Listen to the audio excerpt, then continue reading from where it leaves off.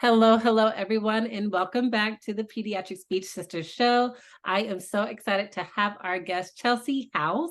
I know Chelsea, we actually literally go way back to our roots in Tulsa, Oklahoma. We cheered together. I got to run into her in Washington, D.C. She's a Stanford alum. I mean, I am going to get the privilege of reading her bio. But the reason why I had Chelsea come on the show is because they go by Black Disabled Femme. Black Disabled Femme on Instagram. And they started a whole business around disability advocacy, being queer, being Black, and all of those intersections, and ways that we could advocate for ourselves and anyone else who holds those intersections, and ways that we could hold space. So, Chelsea, a lot of this audience are people who work in the healthcare field, people who work in education. And it really seemed like after George Floyd, our eyes open. I mean, a lot of our eyes open. And we're like, how can we do better by the people who are marginalized? So you talk a whole lot about it on your page. I mean, the editing really just tells the story. So I hope that anyone watching this replay will go back and look at your Instagram page and give you a follow and check out your content. But yeah, so anyway, let's get into today's episode. So, Chelsea, are you good with me to read your bio, or do you want to go ahead and give us an about you? You want to do a little combo of both, maybe?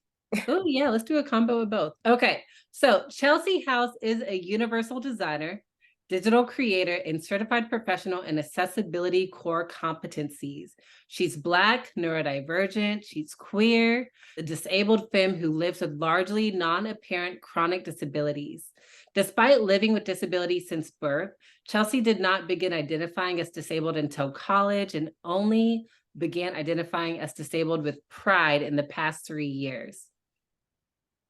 After 5+ years, redesigning service experiences for federal and state government agencies and Fortune 500 companies, Chelsea is repurposing her skills and disability experiences to create environments that are inclusive of Black disabled femmes like her. Chelsea, wow. Thank you. And thanks for the lovely introduction. And I think some of the things that I would like add or maybe modify a bit is I truly at my core consider myself an access researcher and designer. From my experience working in the federal space, doing consulting and services for healthcare at the federal level, I was able to see like, oh, I'm good at identifying gaps. And it took me a while to realize why. I'm really good at identifying gaps because I have noticed so many gaps in getting the support that I need as a Black disabled femme as I've grown up, because I don't present as someone who people typically see as needing support or as people consider as disabled. So it's been a lot of work around perception from others, as well as like my own perception of myself. And it's not something that I was able to learn from someone else.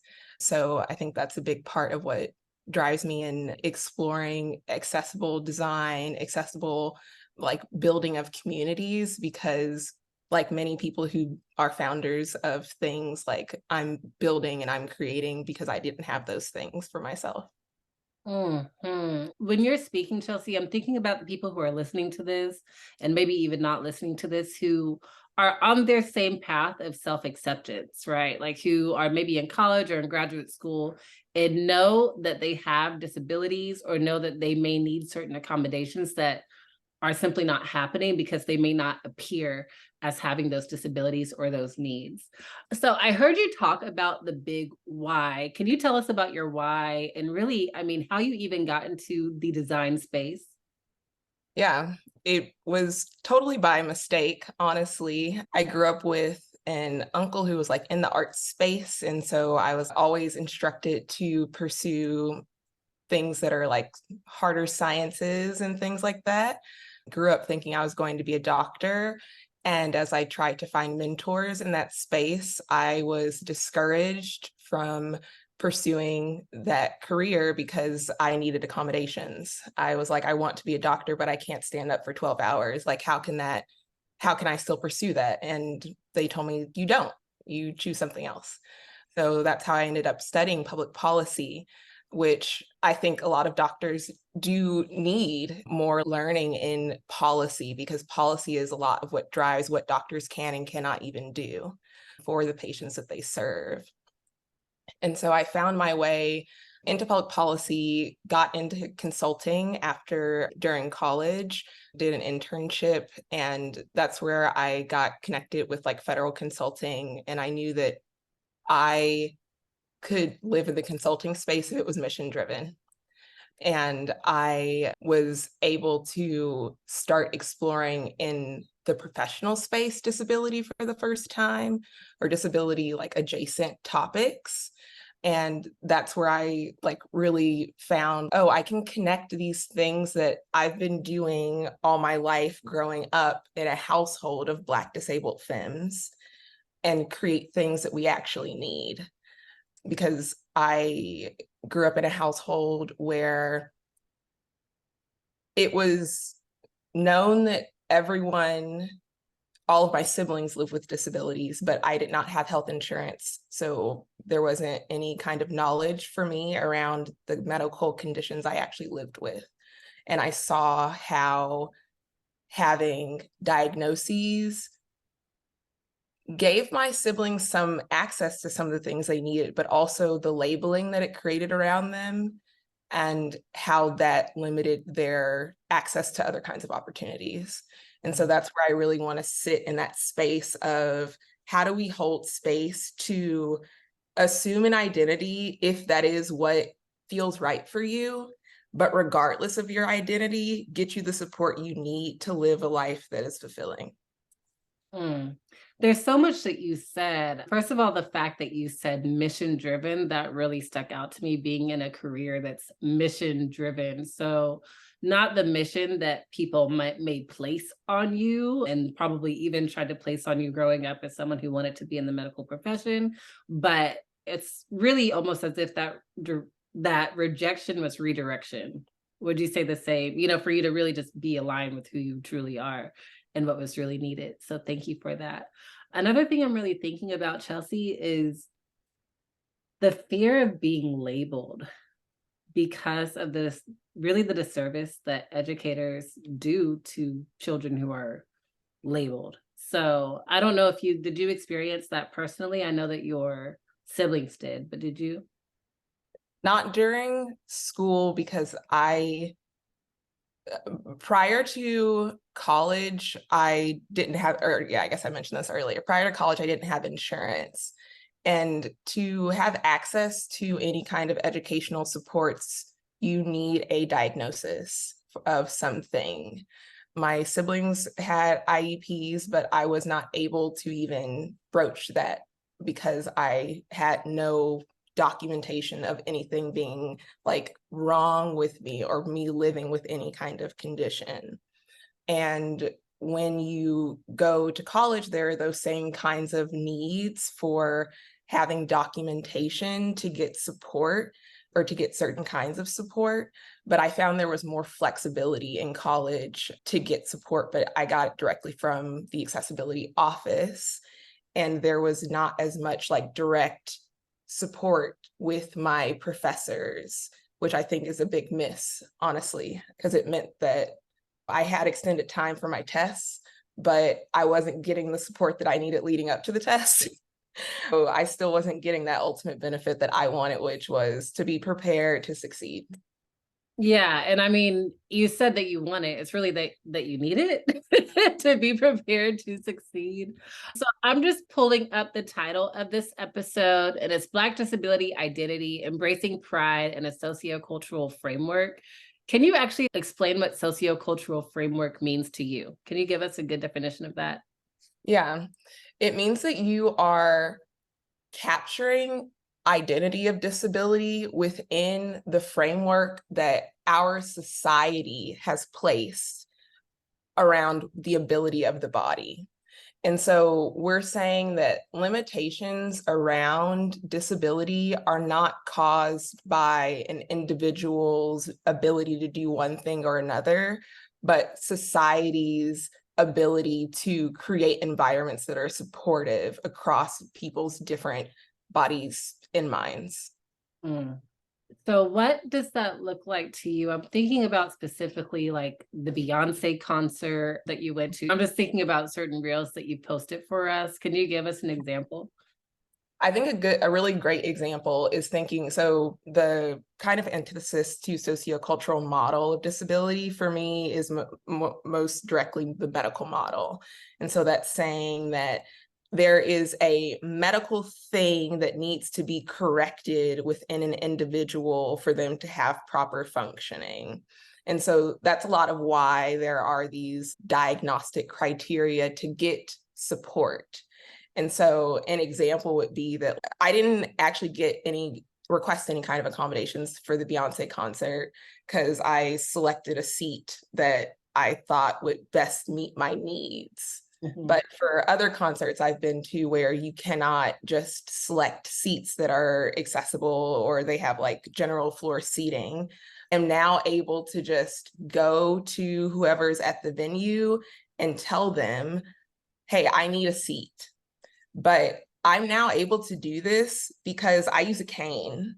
And I know that someone's probably not going to say anything to me because I use a cane in an ambulatory fashion, like whenever I am in need of it.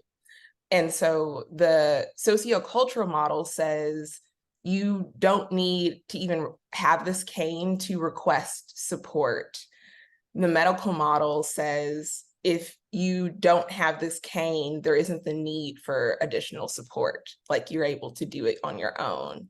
And so I am not in favor of the medical model because it puts a lot of onus on the individual to, one, have to proactively advocate much more like diligently, but two, to be believed by someone. Mhm. And in the world that we live in, that is just too hit or miss depending on who you are. Yeah, that sounds very exhausting. It really does, because it's almost like the medical model is like, prove it, you know? And so I know just, I mean, really just sharing experiences. I have ADHD, and I've also been diagnosed with medical depression or major depressive disorder. And so in college, when I actually did need the medicine that I needed, there is such a process just to get the medicine. And for my major depressive meds, Prozac, my psychiatrist looked at me as if I was addicted or something like that. Like she was looking at me crazy because there's so much miscommunication between my care here in Tulsa and my care in DC. And I remember just bawling in her Yeah. office. I'm like, girl, I'm literally depressed. And I have to advocate for things that I need that y'all prescribe me, so yeah, so I thank you for breaking that down. That makes a lot of sense. On that note, like today, and honestly, like very much connected to my why, this morning, I got a prescription for ADHD meds for the first time. Okay. And I've known that I've lived with ADHD for over 15 years. And I only had a provider give me a prescription today. And there's so much wrapped up in that for me because it should not have taken 15 years to get access to a support that I could have to help manage my life.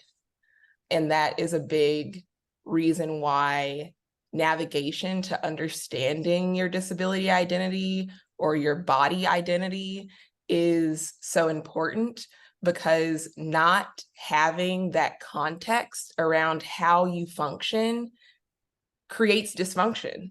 Like you create other kinds of mechanisms to cope with life that take a lot more energy than it takes out of someone else to do that same thing. And so if we really want efficiency in our own bodies, we really have to understand ourselves deeply and get the supports that we need through that understanding. Can I add to what you said? Because Yeah. I'm thinking about certain stories in my head. I remember when I first started coaching for our certification exam, I already had my ADHD medicine and I was transparent. I'm like, "Well, I have ADHD. I use my medication, and that really helped my executive functioning to be able to even sit down and study for certain periods of time." And so my client was sure to get her accommodations. And then she told her friend about it, who also had ADHD, but when it comes to ADHD, there's such a stigma. And again, just going back to getting medication, it's like, oh, are you just trying to get Yeah. Ritalin, Adderall, or, whatever? When no, it's like, I actually do need this. I really feel like I need this. So there's a process of owning it or self-acceptance, like realizing, yes, these are something that I need. This is a support that I need. And so her friend finally got the medication she needed. And she said she cried. She was crying. She said, I can't believe life has been this hard and it didn't have to be this hard. So, yeah, I did want to talk a little bit about, and please correct me if I'm wrong, but I know that you might have talked about having autism.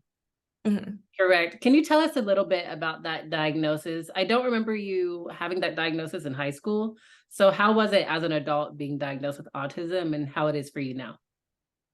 I haven't gotten officially diagnosed with autism from a provider. This is something else that I suspected in myself, and from learning from other people who also are late diagnosed, like what that looks like, what that feels like. And I think like it it's honestly like very similar to how my experience was with ADHD. Like me bringing this to someone and saying, I think I live with this thing, and them telling me their opinion, their disbelief because of all of these accolades that I have had, and then me like doubting myself. But I guess going through the cycle again of actually seeking out Black femmes who have the same kinds of like diagnoses from medical providers or have been through the same journey, because going through the medical process to get diagnosed is a journey in and of itself. And I live with other disabilities that require my attention. So doing the full neurological workup that would be required I would be on a wait list for it. It would take a couple of days and could be like $2,000. Yeah. So it is still something I'm on a journey with, because I don't think I have as much value for a provider telling me they agree as much as I do for a provider who can tell me how to manage.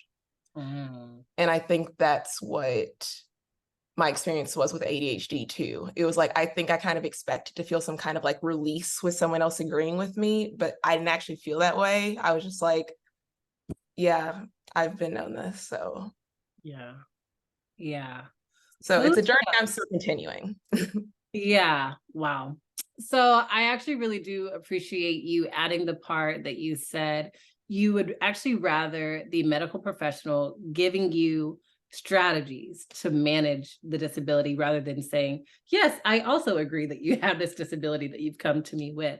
What are some other ways that we can really just open up safe spaces for people with disabilities and also reduce re-traumatization? Because that's a thing too.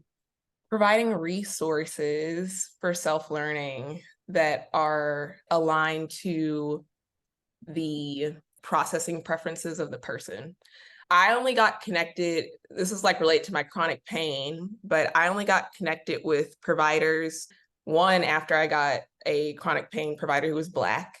And he was like, this is ridiculous. Here's who you need to go see. Tell me if they won't see you. And that was kind of that. I've never seen him again. That was the only thing that I saw him for. And the provider that he sent me to, we talked about like my school and stuff and like what I'd studied. And she recommended we were talking about these books that I was reading, and she recommended a book to me. I got the audiobook, like devoured it in like a day and a half, and had a whole new set of like management techniques that I would want to try. And she was like, it was very suggestive. She was like, oh, I've had some other patients who have read this book and liked seeing the different kinds of treatments that people have tried for pain. If there are any questions about any of the things that are in here, we can talk about it at your next visit. So it also gave me like a checkpoint for touching base with her on how my thinking is progressing and how I want to manage myself. And she was very much like, these are the different tools that I have that I can support you with, that we can learn with, but everything's up to you. And I think that was like one of the most empowering relationships I had when I first started my getting care when I moved to California in 2020. Yeah, I mean, that's exactly what I thought. The word was empowered. Like, how empowering is that? Just here's a resource for you. Let me know if you have any questions when you come back. So you talked about that Black med doctor, correct? Can you Yep. tell us about your experience? I mean, with all of those intersections, I'm not going to spend time talking about all the disparities between the LGBTQ community, between being Black, between being disabled, like all of those things. So how do you identify with your intersections? And can you just kind of give us a brief understanding of what that experience has been like for you? Yeah, I've gotten a lot better at figuring out what I need to tell my providers so they can serve me well.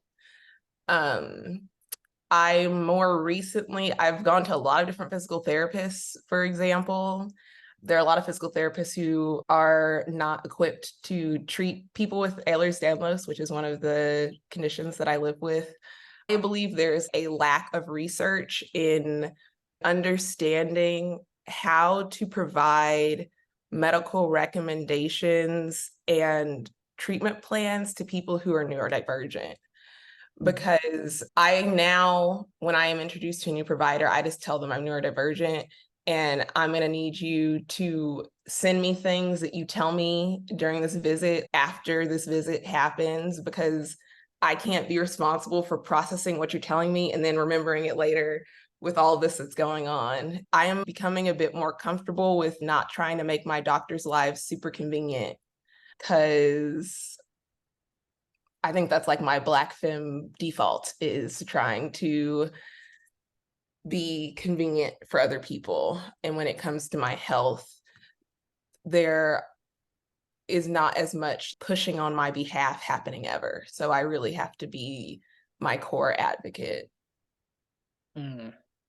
Wow, girl. I am sorry for any medical trauma that you have experienced for all of those intersections. And I just also thank you for coming on and sharing that. And my biggest prayer is that it rings bells to people who are in charge of helping people.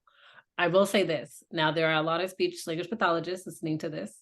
What could you tell us? I know that we're more so on the language side, but we also deal with executive functioning. And honestly, we serve so many people, different people from different cultures. So what could you tell us so we can be better? I think asking more questions about why you're not learning about something. Like, I feel like I have a couple of friends who are like in different medical professions, like behavioral health, and there is just not a large focus in the curriculum on the diversity of disabled experiences. The first step is someone raising the flag that, hey, I think we're missing this perspective as we're learning about this. Always asking, what's the disabled perspective? And then asking that 50 more times, because there are so many unique ones. And educating, like my favorite book right now is Black Disability Politics. It's an open source book made available by Dr. Sammy Schalk, who is a professor in gender studies at the University of Wisconsin-Madison. The book came out last year and is a great book to pick up and put back down. Like, she made it intentionally to be like a lessons like book and something that should be a conversation amongst the people who are reading it. So that, I think, would be the third thing, is to have intentional conversations with your colleagues about disability, because y'all are probably all having like very similar questions about like what it is that like you feel hesitation around or want to learn more about. And it's like, okay, once we collect what are the questions, then where is the community that can support us, and how can we compensate them in a way that like is mutual, so that we are also providing some benefit to them in exchange for them sharing with us. What is the name of that book again? Black Disability Politics. Black Disability Politics. Do you have any other books or documentaries, literature that we can check out? Yeah, there is the prequel, semi-prequel to Black Disability Politics is called Body Minds Reimagined. And it is a book, but also by Dr. Sami Shock, that is an analysis of speculative fiction by Black femmes who we can now understand as being disabled. And I think reading that book helped me to center more around the experience of disability apart from the label, because these women wrote about their experiences without ever having any kind of labels. And there is also a book called Disability Visibility by Alice Wong. I'll be messaging after this so I can put these in the show notes, by the way. Yeah. Because Disability Visibility was the first book that I read about disability experiences more broadly, and was the first place that I saw myself somewhere, because there's this story in there written by a Black femme who lives with fibromyalgia. And that was the first time I heard stories about someone who lived with the things that I did. Last plug I'll make is Being Human by Judith Heumann, who recently passed, one of the disability advocates who worked to get the ADA passed alongside the Black Panthers. And I think that story really highlights the exclusion of disability in education, both as a curriculum and as a profession. Thank you so much for these. Well, Chelsea, I think one thing that we failed to talk about, I failed to ask, are just better ways that we can design ADA accessibility in our society, and even us advocating for it. People who don't identify as being disabled can advocate for these things. Hire disabled people to design for you. Yeah. That is like, put disabled people in positions of impact and you will have more accessible solutions. Disabled people who have done work to mitigate some of their own internalized ableism, because we all have that, are even the better fit for those kinds of roles. And reaching out to disabled community to invite them into the spaces where you also are, because that will also support in those spaces being more inclusive, because you have to serve who shows up. Yeah. Thank you, Chelsea. Where can we find you if we want to find out more about you and your journey? Yeah, you can follow me on TikTok and Instagram at Black Disabled Femme. I recently made the switch to posting more on Instagram. TikTok's where I typically live, so I'd love some Instagram love as I build over there. And you can also find me at abilitydesignhouse.com, where I talk more about my business in supporting Black and Brown and disabled communities to be more accessible and inclusive and to scale for impact. Thank you so much. And just one more time, Chelsea, tell us about Ability Design House. Yeah, my business, Ability Design, is a access-centered creative agency. And right now we are supporting Black and Brown and disabled communities to increase their impact and scale. Because one thing that I have learned as I've been getting more into disability community is that there are a lot of people doing things all over, and it's still really hard to find where we are and what we're doing. So there needs to be like a bit more help in scaling the things that are already existing so that we can build upon rather than starting anew all the time. Yes. Thank you so much, Chelsea, for coming on the show today. Everyone, thank you for coming and watching the replay. We will see you in a couple of weeks. We'll be talking to Spanish psychology, Daniela, about mental health in Latinx communities. Until then, bye, fam.